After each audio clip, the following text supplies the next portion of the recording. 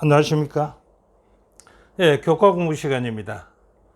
2024년 3기의 제목은 마가복음이고요. 오늘은요, 문답식으로 풀어보는 교과 공부 제4과 제목은 비유에 관해서 오늘 공부해 보겠습니다. 자, 그렇다면은요, 제4가의 비유인데, 비유가 무엇을 비유라고 말할까요? 우리 사전에 보면요, 비유란 어떤 현상이나 사물을 직접 설명하지 아니하고 다른 비슷한 현상이나 사물에 빗대어서 설명하는 것을 비유라 이렇게 얘기합니다. 그러나 비유라는 것을 갖다가 한자적으로 보면요, 이 빗자는 갠줄 빗자입니다. 갠주다, 비교해 본다 하는 갠줄 빗자고, 이 유자는 뭐냐 그렇다면 이 빗자를 가지고 깨달으라, 깨달을 유자입니다. 그래서 비유라는 것은 비교해서 깨달아라 하는 것을 하는 비유라고 이렇게 한자적으로 설명을 드리고 싶습니다. 자, 그래서요, 마가복음은 공간복음이라고 얘기합니다. 근데 공간복음은 몇 개가 있냐 그러면 마태, 마가, 누가 이 세 가지입니다. 그 중에서 오늘 공부하는 마가복음은 비유가 적고 제일 적다는 겁니다. 그 다음에 요한복음이 공간복음에서 빠진 이유는 무엇일까요? 그걸 오늘 좀 보면 좋겠는데요. 공간복음은요, 예수의 생애와 교훈을 보고 들은 대로 작성되었다고 보면 되고요. 요한복음은요, 주님이 하나님의 아들 되심을 주로 해서 행해지는 공생애를 기록한 것이 요한복음이다라고 보면 좋겠습니다. 그래서 요한복음은 공간복음에서 빠져 있다는 것을 좀 염두에 두시면 좋겠고요. 그 다음에 예수님의 비유의 의미와 해석에 대한 학자들의 논쟁이 많이 있었습니다. 어떤 논쟁이 있었을까요? 이렇게 봅니다. 첫 번째로 각 비유의 의미가 무엇인지에 대해서 각자 논쟁을 다릅니다. 그 다음에 두 번째는요, 왜 예수께서 비유를 사용하셨는지에 대해서 논쟁을 하고 있습니다. 세 번째는요, 어떤 교훈을 주시려는 것인지 이 비유에서 여기에 대해서 이런 사람 저런 사람은 각자가 다른 의견을 낸다는 겁니다. 네 번째는요, 비유를 얼마만큼 문자 그대로 받아들여야 하는지에 대해서 서로가 논쟁을 한다는 겁니다. 그 다음에 다섯 번째는요, 아니면요, 순전히 우화인지 등을 둘러싼 여러 주장들도 있다는 것입니다. 자, 이번 주 공부는 요지를 보면요, 마가복음 4장에 나타나 있는 5가지 비유를 가지고 오늘 공부할 건데요. 첫째는 씨 뿌리는 자의 비유, 두 번째는요, 등불, 세 번째는 계랑. 그런 게 계량이란 말은 무엇입니까? 이렇게 측정을 한다는 겁니다. 예, 그래서 척도라고도 얘기합니다. 그 다음에 자라나는 씨, 그 다음에 계자씨 비유, 이 5가지 비유를 오늘 공부하면서 왜 예수님께서 비유로 말씀하셨는지, 하신 것인지 그 이유를 오늘 이해하면 아주 좋으리라고 생각됩니다. 그래서 기역절에 보면요, 또 이르시되 너희가 무엇을 듣는가 스스로 삼가하라. 무엇을 듣는가 스스로 삼가하라. 이 삼가하는 말은 여러분들 많이 듣지요. 예, 정말해서 쉽게 말하는 삼가 고인의 명복을 빕니다 하는 이 삼가는 무엇을 뜻할까요? 즉 내가 겸손하게, 그들에게 말할 때는 겸손하게 조심해서 정중하게 말 드린다라는 것이 삼가라는 겁니다.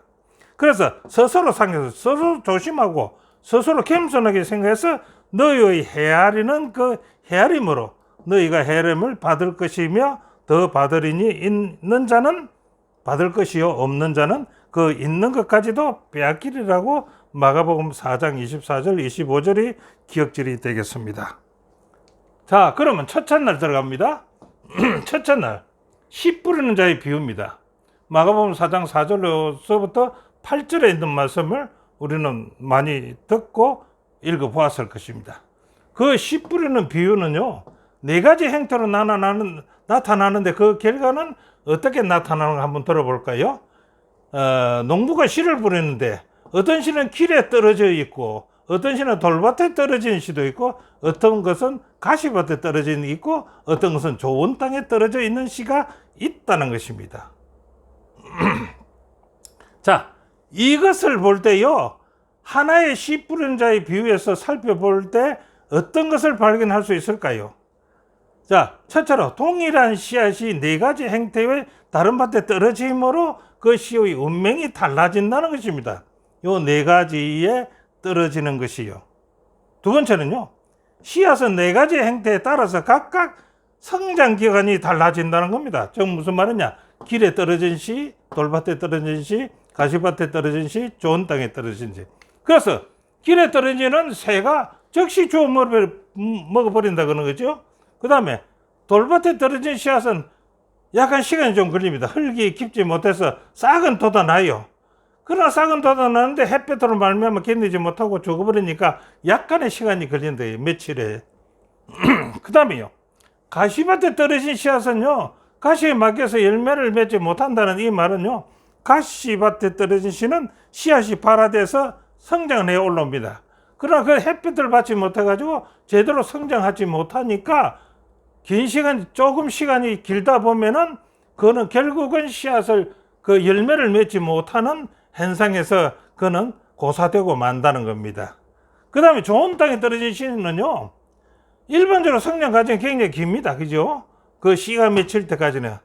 그 중에 오랜 시간이 걸려서 그 씨앗은 성장하고 한다는 것입니다. 그래서 그것이 걸리는 시간이 각각 다르다는, 성장 기간이 각각 다르다는 것입니다.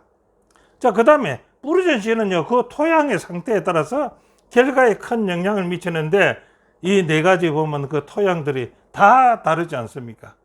길가에는 딱딱한 땅이기 때문에 토양이라고 볼 수가 없겠지요. 두 번째는요, 돌밭에 떨어진 씨앗입니다. 돌밭에 떨어진 씨가 흙은 있겠지만은 그것이 깊지는 못할 거지요. 가시밭에 떨어진 씨는요, 흙이 깊도록 해도 그가 열매를 맺을 수 있을 만큼 성장하는 것은 안 된다, 그죠? 그래서 좋은 땅에 떨어진 씨는 어떻습니까? 작물을 성공을 하는데 얼마나고요? 30배와 60배와 100배가 되더라라고 얘기하는 겁니다. 자, 이 비유 해석에서요, 그리스도인의 삶을 위한 영적 진리를 가르치는 핵심은 무엇인가라고 묻습니다. 질문합니다. 이 비유 네 가지 중에요, 세 편은 실패를 한 것이고요, 실패만 했지요. 그런데 한 편만 성공합니다. 그 성공의 확률은 몇 대면요? 3분의 1이라는 뜻입니다. 그래서 성공하는 것은 그렇게 쉽지 않다라고 볼 수가 있겠죠. 그 다음에 두 번째는요, 씨 뿌리는 비유는요, 실패보다는 성공의 시간은 길어서 기다림이 성공의 비결이라는 것입니다. 자, 그래서 좋은 땅에 떨어진 씨는 시간이 걸려서 30배, 100배, 30배와 60배나 100배의 수확을 얻는데 이것은 무엇입니까? 그 성공의 길이가 길다는 것입니다. 그래서 기다림이 있어야 성공할 수가 있다는 뜻이 되겠지요. 우리 재림을 기다리는 기다림도 이와 마찬가지라고 봅니다. 이 비유 가운데서 예수님의 제자로서 지불해야 할 대가와 그에 따르는 위험이 두드러지지만 그와 함께 예수님을 따를 때 받게 되는 풍성한 보상은 우리가 상상하지 못할 것이다, 이겁니다. 그래서 이 비유에 마찬가지로 우리는 많은 시간을 기다려서 우리는 대가를 지불해야 될 것이 있다, 이겁니다. 그것이 우리가 여기서 볼 때는 기다림입니다. 기다림. 자, 기다림이면 그 성장의 효과는 볼 수가 있다라고 볼 수 있겠지요. 자, 교훈은 그렇습니다. 수확을 위한 시간은 더 길어지고 성공한 경우는 하나라는 사실은 두드러지는 실패의 위험과 함께 이를 넘어서 성공할 때는 풍성한 보상이 있을 것을 저자는 말하고 있습니다. 자, 둘째 날은요, 예수님의 해설입니다. 씨 뿌리는 자의 예수님의 해설. 예수님의 비유에 대한 네 가지 유행의 범위와 의미는 무엇인가 라고 한번 묻습니다. 그래서 마가복음 4장 13절부터 20절인데, 이것은요, 예수님이 많은 사람들 있는 가운데서 비유로 말씀하셨는데 그 비유의 참 뜻을 말해주지 않았거든요. 그래서 한적한 곳에서 제자들이 예수님께 찾아가서 씨 뿌리는 대해서 그것이 무엇을 의미하는지 말씀해 주십시오라는 것입니다. 예. 자, 어떻게 말해주는지. 자, 15절에 있는 말씀은 뭐라고 합니까? 길가에 뿌려졌다는 그 씨는 무엇으로 설명하나? 예수님은 곧 말씀을 들었을 때에 사탄이 즉시 와서 저에게 뿌려온 말씀을 빼앗는 것이다 라고 얘기합니다. 이 말은 정말해서 흙이 없는 길가는요, 새들은 이 사탄을 얘기합니다. 사탄이 먹잇감이 된다는 거죠. 정말해서 말씀은 듣되 받아들이지 않는 자들을 얘기하는 겁니다. 그 다음에 16절에서는요, 씨가 돌밭에 뿌리웠다는 것은 이들이니 곧 말씀을 들을 때에 즉시 기쁨으로 말씀을 받습니다. 그러나 그 속에 뿌리가 없어서 잠깐 견디다가 말씀을 인하여 환난이나 핍박이 일어나는 때에는 곧 떨어지는 자들을 얘기하는 것이다 라고 얘기합니다. 이는 우리가 한번 살펴보면 제자도는 대가가 있습니다. 제자는 대가를 치르지 않고서는 제자가 될 수 없지요. 대가를 받아들이지 않는 얕은 헌신을 가진 사람들을 비유한 것이라고 볼 수가 있고요. 그 다음에 18절에서는 또 어떤 이는 가시떨기에 뿌리우는 자라 이렇게 했지요. 이들은요, 말씀을 듣되 19절은 세상의 염려와 재료의 유혹과 기타 욕심이 들어와서 말씀을 막아서 결실치 못하는 자들을 얘기한다는 겁니다. 이것은 우리가 다시 한번 말씀을 말해 본다면 이것은요, 말씀을 막는 생활과 재물에 대한 염려로 말미암아서 결실하는 데까지 가지 못한다는 겁니다. 자, 그 다음에 20절에는 좋은 땅이지요. 좋은 땅에 뿌리웠다는 것은 곧 말씀을 듣고 받아 30배와 60배와 100배의 결실을 하는 자라고 얘기했습니다. 좋은 땅에 뿌려진 씨는 결실을 하는데 그것이 30배, 60배, 100배의 결과를 낸다는 것입니다. 그래, 이 말씀을 다시 보면 좋은 땅은요, 말씀을 듣고 받아들여서 자라서 풍성한 작물을 생산하는 사람들을 일컬어서 하는 말씀이다. 이렇게 우리는 볼 수가 있습니다. 자, 그래서 둘째 날 두 번째요. 당신의 신앙은 길가입니까? 돌밭입니까? 가시떨기 나무입니까? 아니면 좋은 땅 중에 어디에 해당된다고 생각하십니까? 예, 다 생각이 달라겠지요. 예수님은요, 돌밭 같은 땅의 신자는요, 그들이 말씀을 기쁨으로 받아들이지만은 핍박이 오면은 떨어지는 일시적인 신자라고 말씀하시고요. 그 다음에 가시떨기 밭으로는 비유된 사람들은요, 이와 반대로 그들은 시련 때문에 순조로운 때에 떠나간다고 볼 수 있고, 그들에게는 하나님 나라보다는 세상의 것에 더 소중히 여기는 자들을 얘기한다라고 교과에는 말씀하고 있습니다.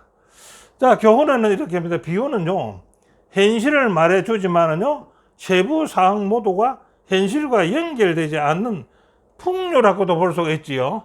예수님은 우리 마음의 더러운 것과 악을 버리고 생명의 말씀을 받으라고 말씀하신다는 겁니다. 자, 셋째 날, 비유로 말씀하신 이유가 있을 거 아닙니까?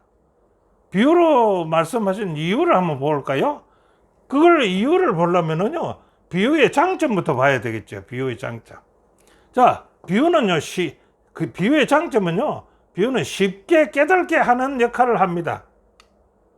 그 다음에 악한 사람들이요, 이 비유의 말씀에 궤변이나요, 왜곡해서 직접적으로 공격하지 못하게 하는 완충작용을 하는 것이 비유의 장점입니다. 자, 그 다음에 제자들이요, 비유로 가르친 이유를 예수님께 물었을 때 그 대답은 어떻게 했을까요?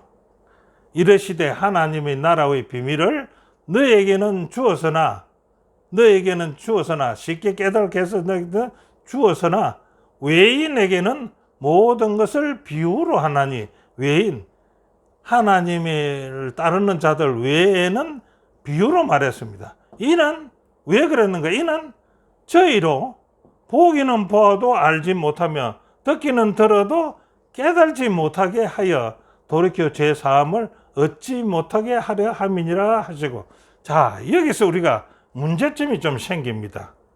자, 보기는 보고 듣고 했는데 깨달지 못하더라 이기죠. 예, 이것이 무엇입니까? 비유의 장점에서 예수님의 말씀을 갖다가 궤변이나 왜곡해서 직접적으로 공격하지 못하게 이렇게 비유를 썼다는 것입니다. 그런데 그렇게 쓴 것까지는 좋는데 자, 그들을 돌이켜서 죄 사함을 얻지 못하게 하려 함이라. 그러면 그 사람들을 듣는 사람을 갖다가 죄 사함을 못 받게 하기 위해서, 구원을 받지 못하게 하기 위해서, 예수님을 믿지 못하게 하기 위해서 이 비유를 썼다는 말입니까? 예, 이건 잘못된 것이죠. 근데 이렇게 쓴 이유는 이제 한번 보자 이기죠. 여기 이제 비밀이라는 말이 있는데, 이 비밀이라는 말은 천국의 비밀을 주어서나 깨달는 자와 깨달지 못하는 외인이 있다고 말합니다. 그러니까 말씀을 들어도 깨달는 자가 있고 외인들이 깨달지 못하는 자도 있다는 것입니다. 그 다음에 외인이라고 하는 이 외인은요, 불신앙의 완악한 마음을 지닌 자들을 가리킨다라고 했습니다. 그래서 이 누굽니까? 서기관이나 바리새인들을 얘기하는 것이고, 또 그 외에도 많이 있겠지요. 자, 그래서 이 비유는 쉽게 알아듣고 쉽게 이해하고 쉽게 적용하기 이해함이라고 교훈을 하기 위해서라 이랬습니다. 그 다음에 두 번째는 예수를 잡으려고 해란이 된 서기관과 바리새인에게 빌미를 주지 않기 위해서 비유를 썼다 하는데, 아직 죄 사함을 얻지 못하게 하려 함이라는 것을 이해가 되지 못하지요. 자, 마가복음 4장 12절에 돌이켜 죄 사함을 얻지 못하게 하려 함이니라 하는 그 의미, 뜻은 무엇인가라고 이제 살펴보겠습니다. 이 문장은 예수께서 온 세상을 구원하기 위해서 오신 목적과는 맞습니까? 틀립니까? 예수님은 온 세상을 구원하기 위해서 왔는데 비유를 사용하면서 비유 쓰는 이유가 돌이켜 죄 사함을 얻지 못하게 하려 함이라고 하면 이 용어는 맞지 않지 않습니까? 그럼 이제 어떻게 생각해야 되느냐? 예수님이 구원하러 온 그 목적하고도 다르는데 어떻게 이해해야 되나? 이해를 해야 될 거 아닙니까? 그래서 두 번째는 이 진술은요, 반어법입니다. 반어법. 말을 반대로 했다 이겁니다. 반어법적인 표현이라고 볼 수가 있고요. 원뜻과 정반대되는 뜻이라 이 말이죠. 반어법은요. 첫째로 그렇고, 두 번째는요, 그들이 깨달지 못하기 때문에 깨닫게 하기 위하여 비유를 사용했지 않습니까? 그러나 깨달지 못하는 그들의 결과를, 제사함을 받지 못했다는 그 결과를 말한 것으로 보아야 된다 이겁니다. 이렇게 하면 이해가 되겠지요. 예, 그 이방인들을 돌이켜 죄 사함을 얻지 못하게 하려 함이 예수님의 온 목적과도 다르고, 그것은 반어법을 썼고, 그것은 그 결과를 말한 것이다. 구원받지 못하는 자들의 결과. 그러니까 서기관과 바리새인들이 예수님의 말씀을 안 받아들으니까 그 결과가 이 말씀이 되겠죠. 죄 사함을 얻지 못하다 하는 뜻이라는 것입니다. 자, 이 말을 다시 한번 돌이켜 본다 그러면, 예를 들어서 하면은 이사야 6장 10절에 있는 말씀이 있는데요. 이사야 6장 10절은 뭡니까? 이사야를 백성들에게 보냅니다. 보내면서 예수님 하는 말에, 하나님 하는 말에 이 백성의 마음으로 둔하게 하며, 하나님이 그 백성의 마음을 둔하게 합니까? 그 귀가 막히고 그 귀를 막습니까? 눈이 감기고 눈을 어떻게 합니다? 염려기에 그들이 눈으로 보고 귀로 듣고 마음으로 깨닫고 다시 돌아와서 고침을 받을까 하노라. 이 반어법을 쓴 거 아닙니까? 예, 그렇지는 않다 이겁니다. 이것은 그들을 눈을 뜨게 하고 귀를 마음을 열고 귀를 뜨게 하고 귀를 열게 하고 눈을 뜨게 하는 것이다라는 것이죠. 그것을 반어법식으로 문법을 썼다는 것입니다. 자, 교훈은요. 말씀이 숨겨진 것은요. 그분이 비유로 가르친 것 때문이 아닙니다.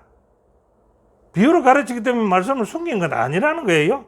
어떤 종류의 밭이 되는 것은 각 개인의 선택이며 사람 마음은 완악함이 진리를 받지 않게 하기 때문에 이런 현상을 얘기한 겁니다. 자, 넷째 날요. 등불과 계랑 그릇입니다. 자, 주제 성경절 한번 읽어볼까요? 주제 성경 마가복음 4장 21, 22절인데 또 저희에게 이르시되 사람이 등불을 가져오는 것은 말 아래 팽상 아래나 두려함이냐 등갱이의 두려함이 아니냐 드러내야 하지 아니하는 것은 숨긴 것이 없고 나타내려 하지 않고는 감추인 것이 없다라고 했습니다. 자, 그러면 이 등불에 대해서 등불의 구조를 한번 볼까요? 등불의 구조로서 본 영적 기능과 목적은 무엇일까라고 질문을 한번 해봅니다. 등불의 구조는 등잔이 있고 기름이 있고 심지가 있고 등갱이 있는 거 아닙니까? 이것이 하나의 등불의 원 구조입니다. 그렇지요? 그러면 그 등불의 기능은 뭡니까? 등불의 기능은 우리가 영적으로 했을 때 복음의 빛을 밝혀 어둠에 감추인 것을 드러내기 위한 것 아니겠습니까? 예. 그래서 우리 여기에 등불은 영적인 면으로서 복음의 빛을 비추는 것입니다. 기능은요. 그럼 그 목적은요. 목적은 죄로 얻어진 세상이에요. 복음의 빛을 비추어서 죄를 드러내서 드러내게 되면 해결 방법이 되지요. 그것을 드러내서 해결할 목적으로 주어진 것이 등불의 비유입니다. 자, 예수님께서는 등불의 비유에서 특히 강조하신 것은 무엇입니까? 라고 묻는다면은 사람이 등불을 가져오는 것은요, 말 아래나 팽상 아래 두려함이 아니니라. 누가 불을 켜가지고 말이죠, 말 아래 둡니까? 여기 말 아래는 이 말이라는 것은 우리가 말을 얘기하는 것이 아닙니다. 곡식을 계량할 때, 곡식을 계량할 때 쓰는 기구입니다. 그래서 이 말 아래는 통이 되는데 그 안에는 비었는데 거기다가 불을 켜놓고 그 말을 둘러 씌워놨다면 불빛이 하나도 나오지 않습니다. 그래서 그 말 아래나 팽상, 우리 팽상이 뭡니까? 우리 침대에 갖다 들어갖고 얘기하면 되겠지요. 그 침대 밑에 그 불을 켜가 놓겠습니까? 그러면 방 안에는 불빛이 안 나가는데요. 이것이 아니라는 것입니다. 그래서 이게 뭡니까? 반문적이라는 것입니다. 그 다음에 부정적 대답을 등갱이에 두려함이 아니냐라는 등갱이에는 두어서 비추게 하라는 강조점을 하기 위해서 등갱이에 두려함이 아니냐라는 표현을 썼다는 것입니다. 강조점을 주기 위해서요. 두 번째, 마가복음 4장 22절의 말씀은요, 하나님 앞에서는요, 아무것도 감출 수 없다는 것을 말하고 있는 것이다 이거지요. 여기에 말 아래나 침상 아래 두는 것이 아니고 그 등갱 위에 두니까 이것은 숨기는 것이 없다 이 말을 한다는 것이죠. 천국의 비밀은요, 감추어지기 위해 있는 것이 아니거든요. 밝히 드러내기 위한 것이죠. 예수님은요, 복음의 비밀이 온 세상에 비추게 하기 위한 것임을 등갱이에 둔다라고 얘기했다는 것입니다. 자, 세 번째는 예수님은요, 계량과 그릇의 비유를 통해서 어떤 교훈을 말씀하고자 하는가라고 했습니다. 그 마가복음 4장 24절, 25절입니다. 자, 24절, 25절 보면 또 가라사대 너희가 무엇을 듣는가 스스로 삼가라. 너희의 헤아리는 그 헤아림으로 너희는 헤아림을 받을 것이요 또 더 받으리니 있는 자는 받을 것이요 없는 자는 그 있는 것까지도 빼앗기라. 이 무슨 말입니까? 예, 여기서 계량기하고 그릇이 나옵니다. 그렇죠? 계량기와 그릇. 이 계량기는 뭐냐면 우리가 다른 성경에 보면은 이게 저울이라면 저울을 해서 계측을 하지요. 예, 계량을 합니다. 숫자를 정합니다. 자, 이렇게 하는 것은 또 그릇도 마찬가지로 우리 그릇을 갖다가 앞에 분에서 말한 건 말 아래 두지 않는 말도 여기에 계량하는 곡식이라든지 무슨 부피를 계량하는 그릇으로 됩니다. 그리고 우리가 말하는 대라는 것이죠. 곡식을 댈 때 한 대, 두 대 하는 때 이것을 얘기하는데 이것을 얘기하면서 성경에는 뭐라고 합니까? 헤아림이라고 해요. 헤아림. 요 계량기나 그릇도 계량과 그릇을 이것은 헤아리는 겁니다. 헤아리는 거. 그 부피나 숫자를 헤아리는 것입니다. 그래서 우리는 너희가 무엇을 듣는가 스스로 삼가라. 그러면서 너희의 헤아림은 듣고 한 것을 헤아리는 것. 그러니까 주의 말씀을 듣는 자가 그 말씀을 스스로 삼가하지 않고 아무렇게나 이것을 해석한다면은 어떻게 되고요? 올바르게 헤아린다면은 더 받을 것이고 있는 자는 받을 것이요 없는 자는 그 있는 것까지도 뺏게 돼. 헤아림을 불량적으로 하면 그러면서 저울 추도 속이고 그 그릇 뭡니까? 그 숫자를 헤아리는 그 그릇을 잘못 헤아리면은 그것이 어떻게 되는 거예요? 있는 자도 빼앗길 것이다. 있는 자가 빼앗길 것이 있는 것도 빼앗길 것이다. 이게입니다. 주의해야 되겠죠. 우리는 헤아림에서 정확하게 해야 된다. 이 주의 말씀을 헤아리는 것을 얘기합니다. 여기서는 정말에서 저울과 그릇을 얘기하지만은 여기서는 헤아림은 주의 말씀을 분명하게 헤아리라, 해석하라 이 말 아니겠습니까? 자, 예수님은 이 비유에서 진리의 말씀을 듣고 헤아림으로 마음을 열고 빛을 따르는 자는 더 많은 것을 받을 것이요 빛을 거부한 자는 그 가졌던 것마저도 빼앗기라라는 얘기 아닙니까? 자, 이것을 봅니다. 레위기 19장 26절에요. 보면 공평한 절과 공평한 추와 공평한 에바는 우리가 대라고 말하는 겁니다. 공평한 시인을 사용하라. 이 공평하지 않는 것은 문제가 될 것이다. 그래서 이 전부는 뭡니까? 헤아리는 것입니다. 헤아리는 것. 이 헤아림이 잘못 헤아리는 말씀을 잘못 헤아린다면은 벌을 받을 것이라는 뜻을 말씀하고 있는 것입니다. 자, 교훈은요, 높은 곳에 둔 등불이 널리 비치는 것처럼 그분의 진리는 숨길 수 없을 것이다. 그 다음에 진리에 대해 열린 마음을 가진 자는 더욱 풍성한 빛을 받게 될 것이다. 라고 저자는 얘기합니다. 자, 다섯째 날, 자라는 씨의 비유입니다. 자라는 씨의 비유. 마가복음 4장 26절부터 29절은요, 마가복음에만 기록된 이 비유의 주요 초점은 무엇인가라고 하는데, 이 자라는 씨의 비유는 이 마가복음에만 있다는 것입니다. 씨의 상징이 무엇입니까? 마가복음 4장 27절, 28절을 보니까 저가 밤낮 자고 깨고 하는 중에 씨가 자라서 씨가 나서 자라되 그 어떻게 된 것을 알지 못하느니라. 땅이 스스로 열매를 맺되 처음에는 싹이요 다음에는 이삭이요 그 다음에는 이삭에 충실한 열매라 이거죠. 곡식이란 말은. 자, 요것을 가서 다시 풀이한다면은요, 성장의 주역이 누굽니까? 씨를 뿌리는 자는 여기 뒤에 나오는데 성장의 주역이 누구라고 얘기합니까? 저가 밤낮 자고 깨고 하는 중에 씨가 자라나더라. 자, 그래서 이것이 성장의 주역입니다. 씨앗을요, 싹 틔우고 자라게 하는 것은 사람의 힘으로 합니까? 아니라는 것입니다. 전적으로 땅과 비와 공기와 해를 주관하시는 누구에게요?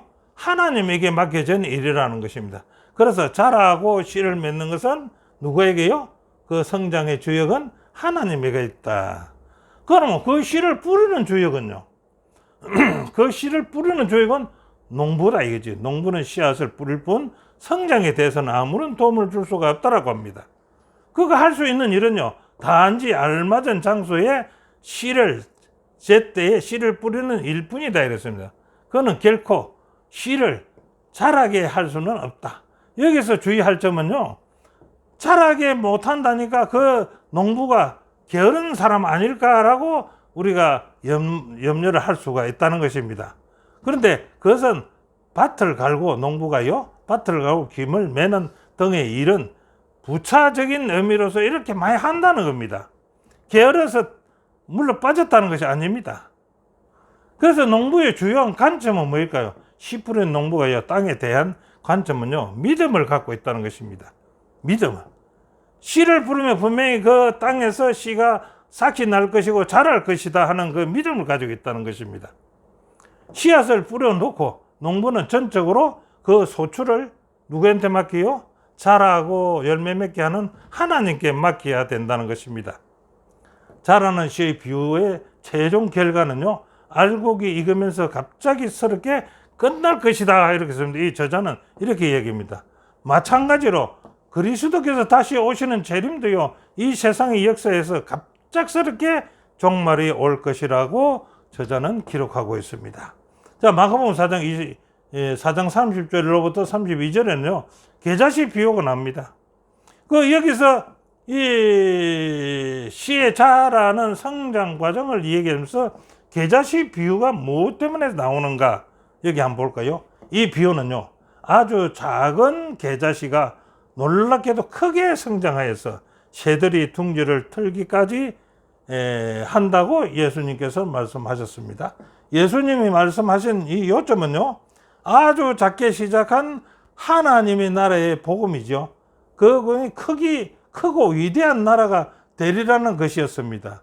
그런데 그 시작을 보자 이기죠. 씨를 보자죠. 예수님이 적은 제자들로 몇 안 되는 제자들부터 시작합니다.